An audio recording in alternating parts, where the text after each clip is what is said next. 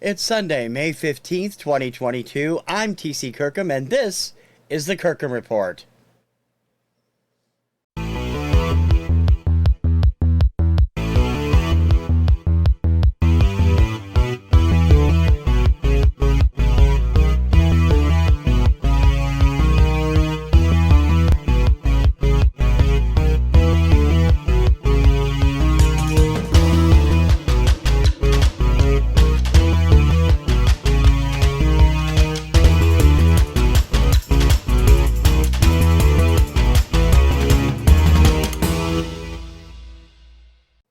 Greetings, VC. TC Kirkham here, the Kirkham Report. It's going to be a very short show this week because I got all kinds of stuff going on. I'll tell you about that right now. But let's get into the big stories this week.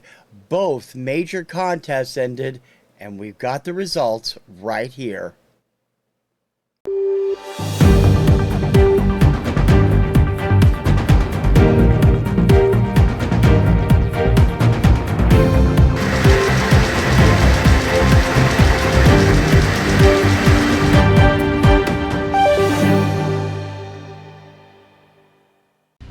As if I was in the competition.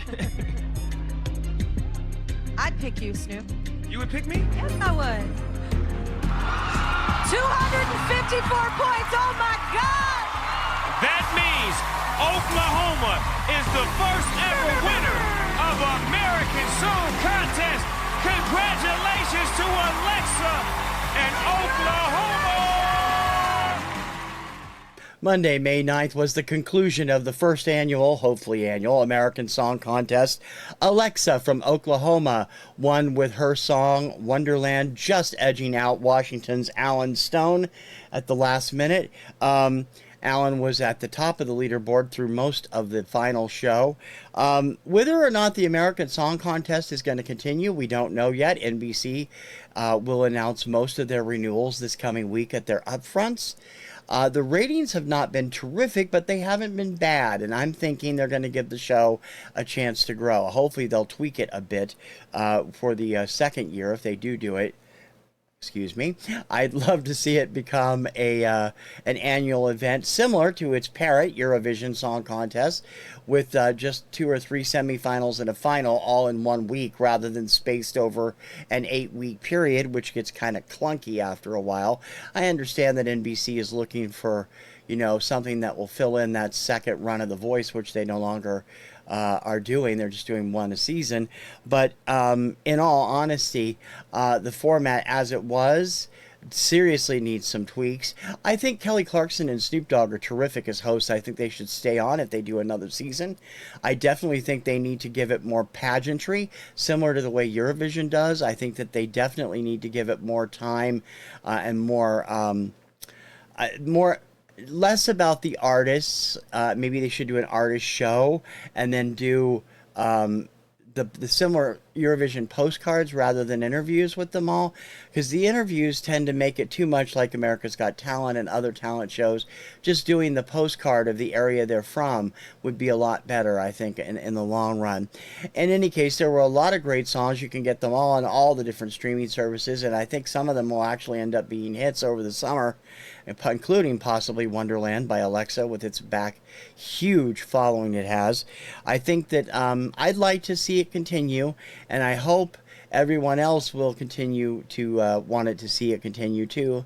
Folks at NBC, primary sponsors M&M and Wells Fargo.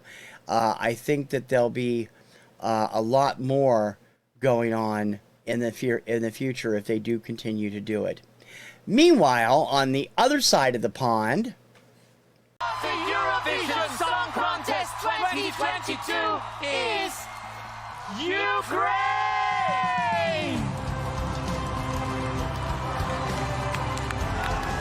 We told you that everything could change right up until the last minute, and we witnessed it here tonight at this Eurovision 2022. Coming as a surprise to almost no one, Ukraine walked off with the championship at the 2022 Eurovision Song Contest this year.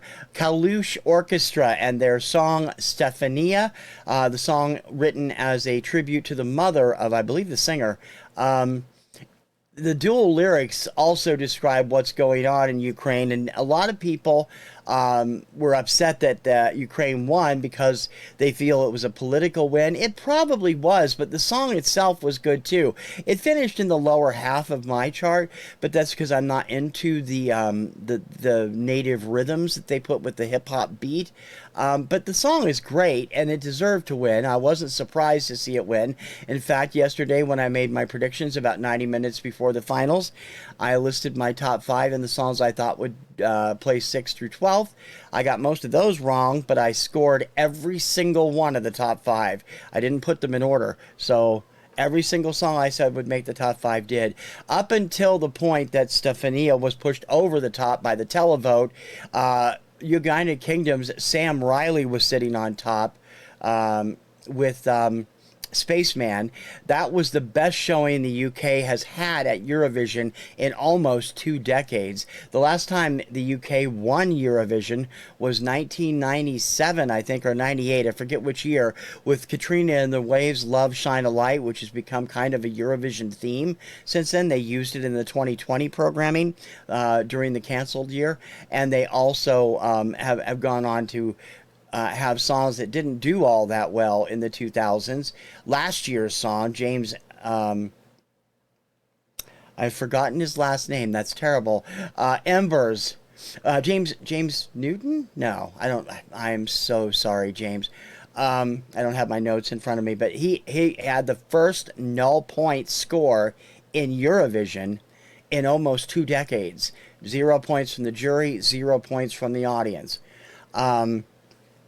I was blown away by that, and the fact that he made light of it was really great. I felt terrible for Marius Baer of Switzerland, who did well with the jury, getting 40 points, but got 0 in the televote. He was the only one that got 0 in the televote, and I think he deserved much better. That was one of my top picks this year. If you haven't heard Marius Baer, please go over and listen to him. This guy is amazing. He's got a very stylistically, he's close to the old day crooners like Michael Bublé and Michael Feinstein have, and a voice that reminds me, that's reminiscent of Louis Armstrong in some ways and a few other people.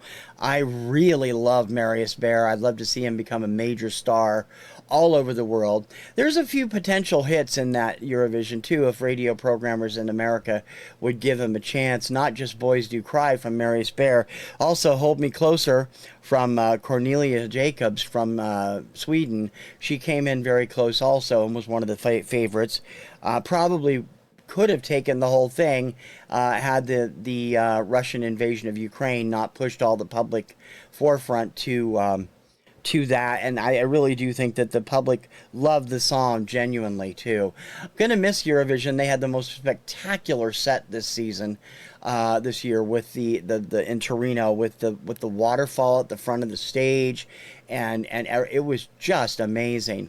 Now, interestingly enough, just a couple hours after the win for Kalush Orchestra, the president of the Ukraine, Zelensky, I've forgotten his first name, I'm sorry, has already said he intends to host the 2023 Eurovision in a rebuilt Mariupol.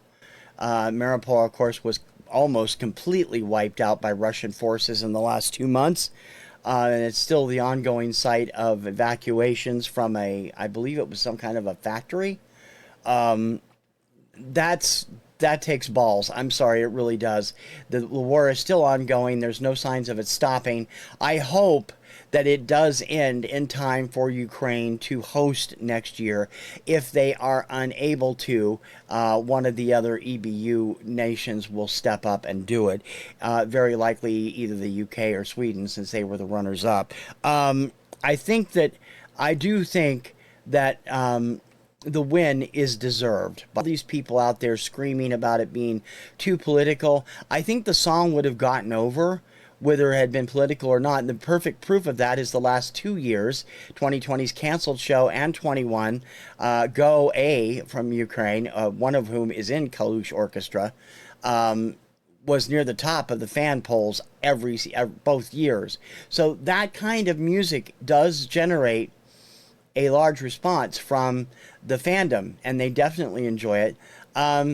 It was nice to see such a good reaction from the crowd, and I hope that there will continue to be a great feeling as we get closer and closer to the new year for Eurovision. So once again, the Eurovision Song Contest winner 2022 is Ukraine, Kalush Orchestra, and Stefania. And congratulations to everybody that was a part of Eurovision this year.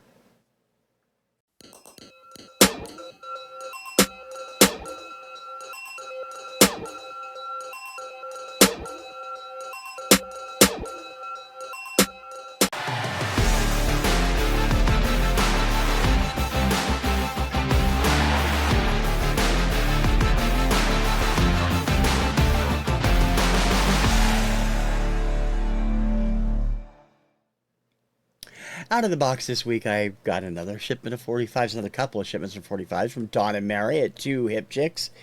A lot of these I already had, but I got them because there were some intriguing things in there that I didn't have, or stuff that I had, but not with the label that it was on. I'm going to start off with that one. This is, I would bet, an original pressing of Helen Reddy's I Am Woman. It is still on the Capital Target label. Every other copy of this single I've ever seen is on the Pink Salmon label. So I don't know how rare this is, but I bet there weren't that many made because they were in the process of phasing that label out at the time. Also, Gladys Knight and the Pips, The Best Thing That Ever Happened to Me. I don't know if you could see that or not because of the glare. I've Done Everything for You by Rick Springfield, which I already have. I have a lot of these. And Mirror Mirror by Diana Ross, another one I already have. I'm going to kind of sort these out for what I have and don't have. Just an Old-Fashioned Love Song, Three Dog Night, love them. Backed with Jam. I do not have that on single. I have it on the Greatest Hits album. Indiana Wants Me from R. Dean Taylor. Have a copy of this I purchased from Dawn already. Going way back on this classic choral label, Date with the Blues. And I'm going to sit right down and write myself a letter from Billy Williams. Don't know this. Can't wait to figure it out. Haven't had time to listen to all these yet. It's All in the Game. And Love is the Answer from the Four Tops. Love or Let Me Be Lonely and This Generation from the Friends of Distinction.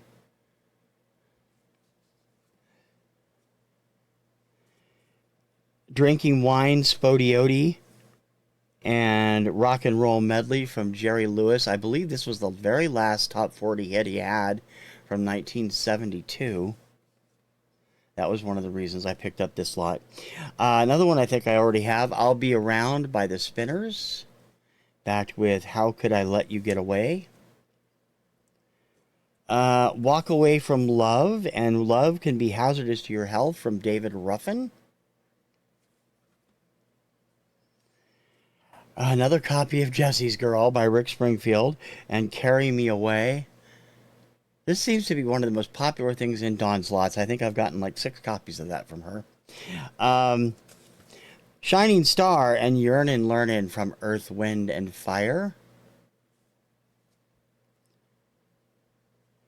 I am unfamiliar with these with this song by Sam and Dave, and also that they were recording this late. A Little Bit of Good does a whole lot of bad. And Blinded by Love on that 70s United Artists label. So I don't know if they were doing something new at that time or what. That was something. What looks to be a promo from the drilled hole in the label. Stillwater Love and Stillwater Peace from the Four Tops. Look What You've Done for Me and La La for You from Al Green. One of the best R&B vocalists of our time, actually. ABC and the Young Folks from Jackson 5. The Race is On, and I Can't Believe I'm Losing You from Jack Jones. I'm not sure which one is the A-side on that one. I don't know Jack's stuff outside of the Love Boat. So, April Love and When the Swallows Come Back to Capistrano from Pat Boone. And My Special Angel and Standing at the End of My World from Bobby Helms. And that's the first group I got from them, from Dawn and Mary in that one. Move those over there. The second group I had a lot of too, but there were a few titles I wanted out of this, so I grabbed it. It's The Same Old Song and Let's Go Party from KC and the Sunshine Band. Custom label there, love those. Another song I wanted that I didn't have and I've always wanted, Moonlight Feels Right and Lash LaRue from Starbuck. I think I got 10 copies of this. Bad Girls, Donna Summer, On My Honor, the flip side. Another Andy Gibb copy of Love is Thicker Than Water, along with words and music. I'm Alright, theme from Caddyshack, and Lead the Way from Kenny Loggins. When I Need You, and I Think We Fell in Love Too Fast from Leo Sayer.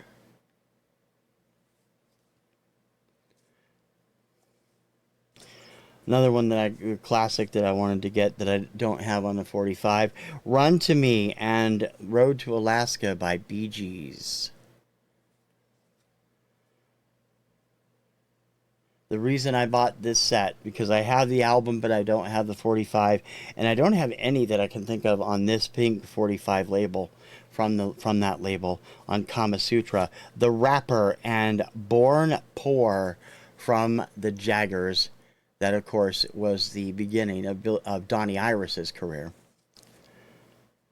What's Forever For and Crystal from Michael Murphy. Very un-PC stuff from these people this day on the Radioactive Gold label. Indian Giver and Pow Wow. Yikes! From the 1910 Fruit Gum Company. Wouldn't hear either one of those anymore. Maggie May and I Know I'm Losing You from Rod Stewart. I always hated the plain Mercury labels. I liked them much better. There's red ones and there's maroon ones and there's blue ones. I always liked them much better when they redid it with the buildings, and I believe it was Chicago, I'm not sure. Ray Stevens, another appears to be a promo. Everything is Beautiful and a Brighter Day. I don't know this one at all, so I have to do some research on it. The World is Going to Be a Better Place and A Million Hearts. Songwriter Richard Carr was involved with them. Friendship. I don't know this. I'll have to do some research on that one. I also don't know this band. And Devil's Gun and Free to Be Me by CJ and Company. Westbound would indicate to me, the label, that it is probably R&B of some sort.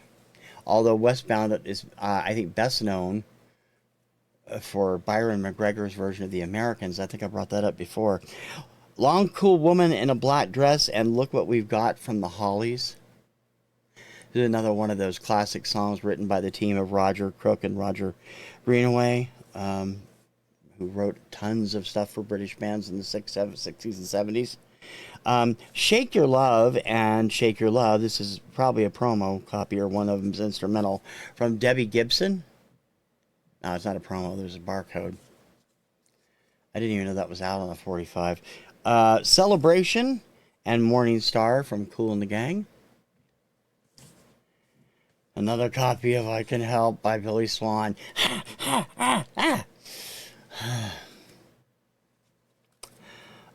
Jen Blossoms. This one's a rarity.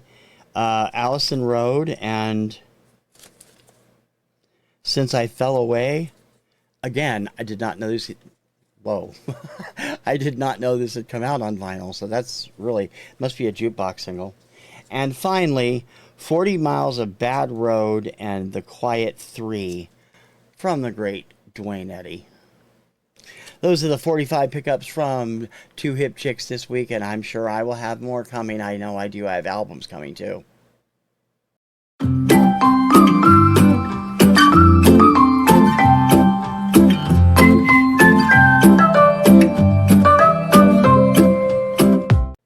Folks, that's going to do it for this week's edition of the Kirkham Report. We'll be back with a full show on Saturday.